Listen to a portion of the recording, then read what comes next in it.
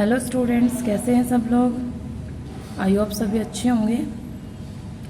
सो हम 5th chapter कर रहे थे। हमारा लास्ट वीडियोस में हमने 5th चैप्टर की एक्सरसाइज 5.3 के 10th क्वेश्चन तक कंप्लीट कर लिया था।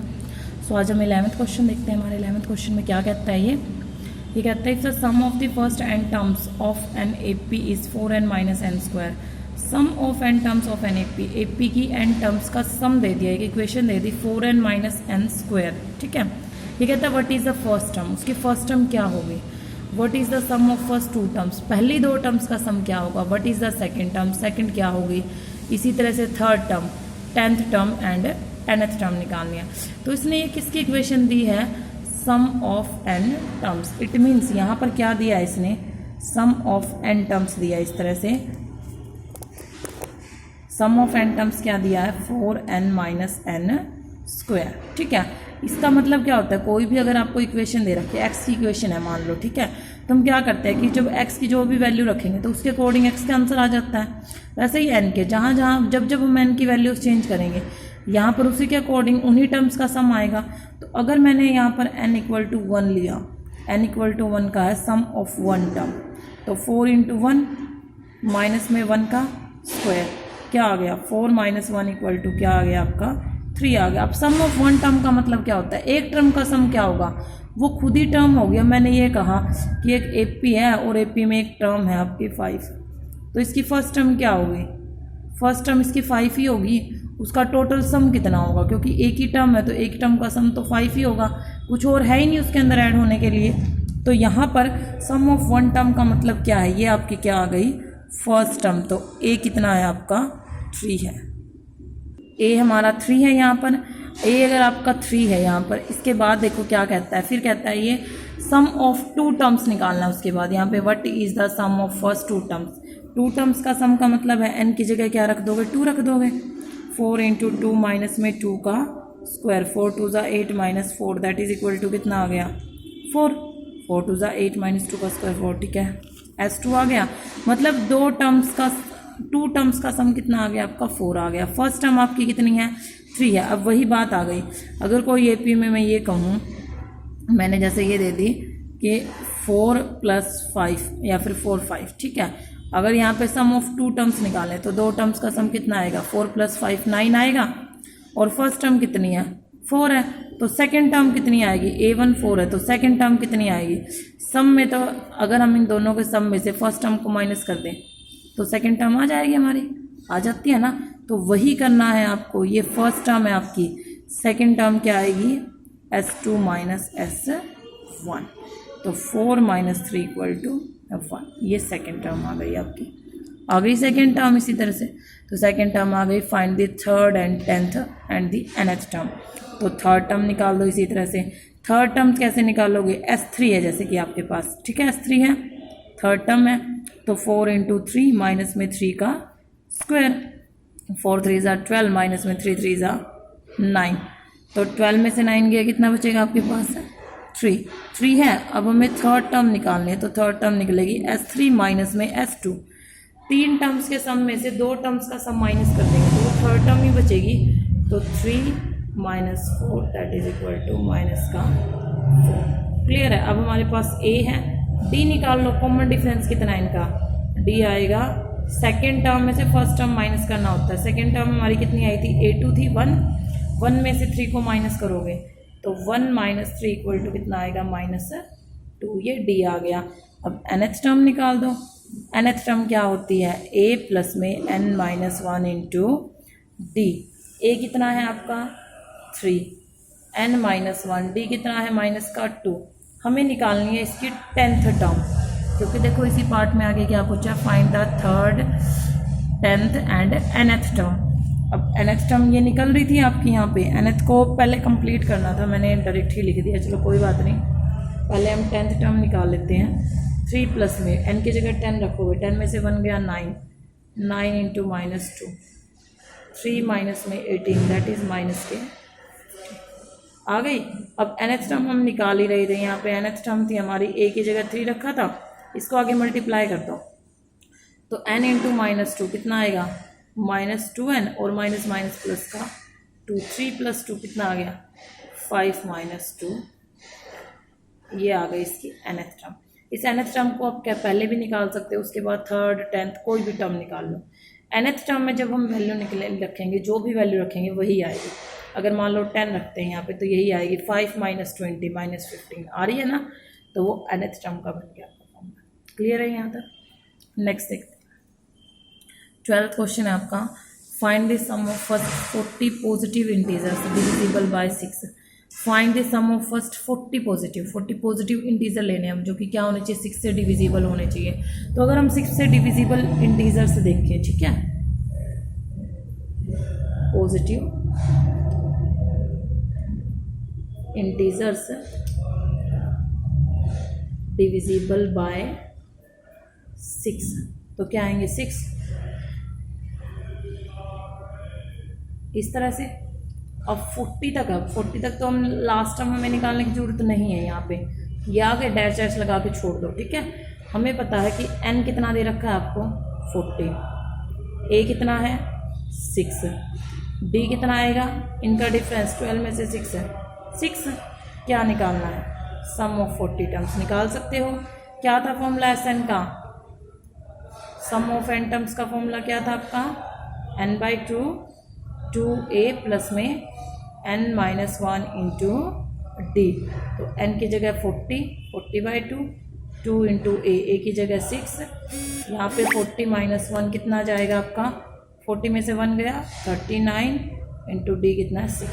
सॉल्व कर देना, आंसर आ जाएगा। क्लियर है? फिर कहता है find the sum of first 15 multiples of 8। उसी तरह 8 के मल्टीपल ले लो, 8 के मल्टीपल 8, 16, 24 इस तरह से आएंगे। फर्स्ट टर्म 8 आएगी, कॉमन डिफरेंस 8 आएगा, एन आपका 15 है। सम ऑफ 15 टर्म्स का फॉर्मूला लगाना है, लगा सकते हैं। फिर है find the sum of first odd numbers between 0 and 50। 0 और 50 के बीच में ओड नंबर्स जितने भी हैं उनका हमें निकालना है। तो पहले ओड नंबर देख लो, ओड नंबर्स बिटवीन 0 एंड 50।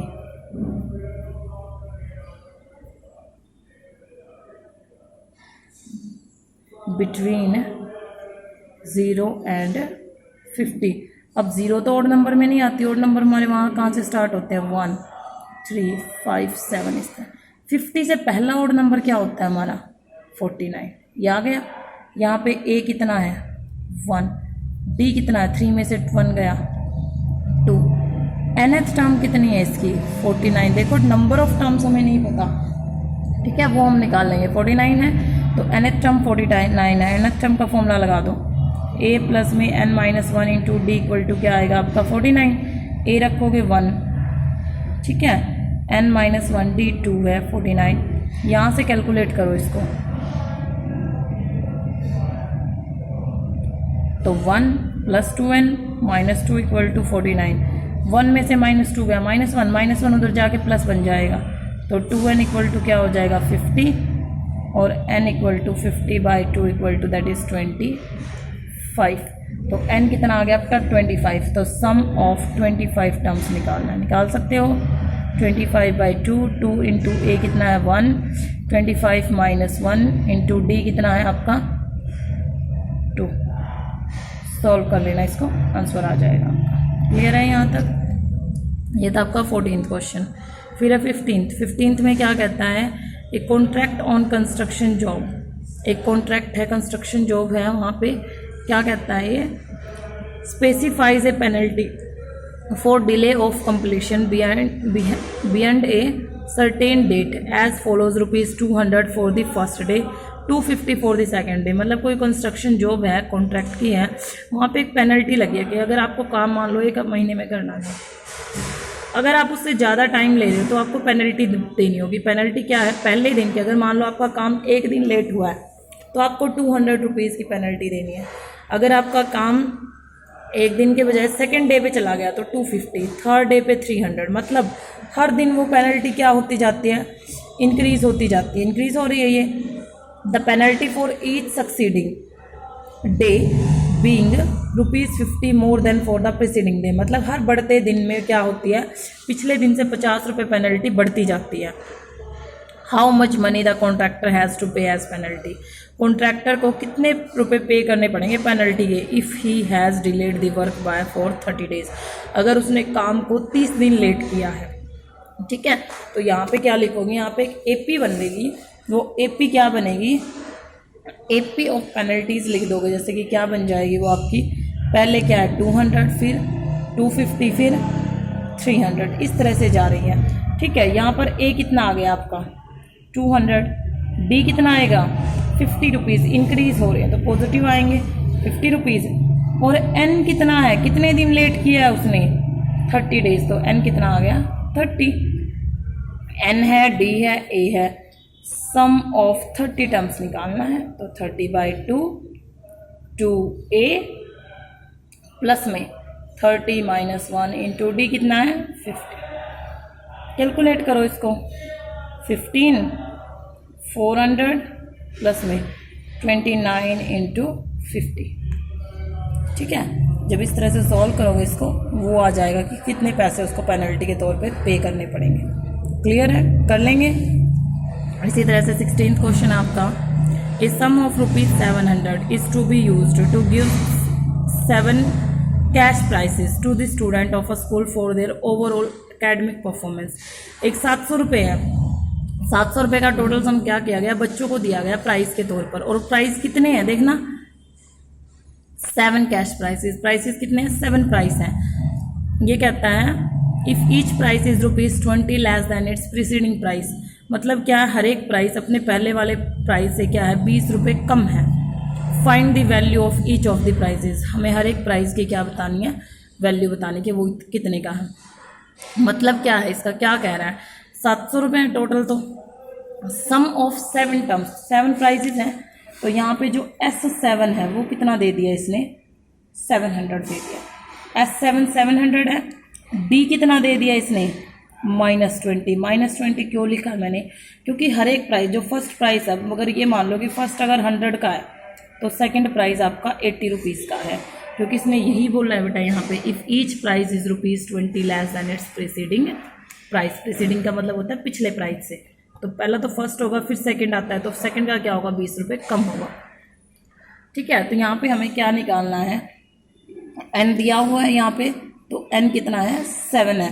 देख सकते हो आप, N है, D है, सम ऑफ N टर्म्स है, तो क्या नहीं है हमारे पास, A नहीं है। हमें पहले फर्स्ट प्राइस निकालना होगा, तभी हम बाकी के प्राइस निकाल सकते हैं। तो SN का फॉर्मूला लगा दोगे यहाँ पे, N/2 2A प्लस में 7 - 1 कितना बनेगा 6, इंटू में D कितना है -20 इक्वल टू क्या रखोगे 700। इस 7/2 को उधर ले जाओगे तो 2 ऊपर और 7 नीचे, 7 से ये कट गया 100 पे। ठीक है, तो 2A माइनस में 6 2 12 120 इक्वल टू 200, तो 2A इक्वल टू ये उधर जाके प्लस हो जाएगा, तो ये बन जाएगा आपका 320, तो A आएगा आपका 320/2 दैट इज 160 रुपीज़। ठीक है, तो फर्स्ट प्राइस कितने का जाएगा आपका, फर्स्ट प्राइस जाएगा आपका 160 रुपीज़ का, सेकंड प्राइस 140 का, फिर 120, फिर 100, 4 हो गए, फिर 80 और फिर 60। इस तरह से कर सकते हो, सभी प्राइजेस निकाल देना फिर। क्लियर है, तो आज के लिए हम इतना ही करेंगे, 16 क्वेश्चन तक आपको कंप्लीट करने हैं। Thank you.